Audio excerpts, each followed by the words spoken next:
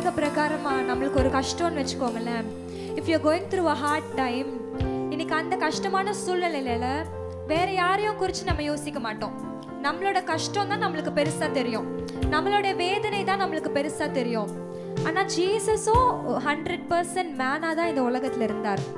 அப்ப அவர் அந்த சிலுவையில அவ்வளோ கஷ்டப்படும் பொழுது, அவ்வளோ பாடுபடும் பொழுதும் ஒரு நிமிஷம் கூட அவரை பத்தி யோசிக்காம, அவரோட சுயத்தை பத்தி யோசிக்காம, அந்த சிலுவையில உங்களை பத்தியோ என்னை பத்தியோ யோசிச்சிருக்காரு. எவ்வளோ நல்ல தேவன்ல, எவ்வளோ நல்லவர்ல அவர். how good our God is.